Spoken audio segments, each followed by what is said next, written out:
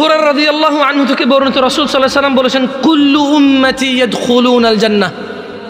আল্লাহর নবী বলেছে, আমার সকল উম্মত জান্নাতে যাবে।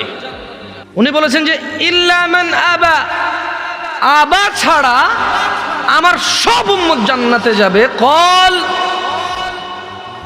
সাহাবী বললেন, তারা বললেন, কলু, তারা বললেন, ওয়ামান ইয়াবা ইয়া রাসূলুল্লাহ, ও আল্লাহর রাসূল সাল্লাল্লাহু আলাইহি ওয়াসাল্লাম, কে সে যে আবা?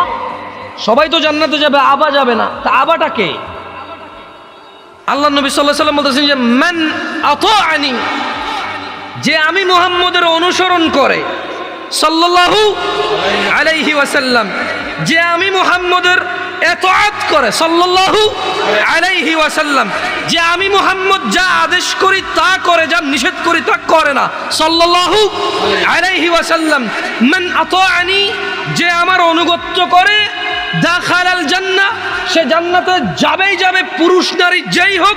ওয়া মান আসানি, যে আমি মুহাম্মদের অবাধ্য হয়, আমি বলেছি দাঁড়িয়ে রাখতে সে রাখে না।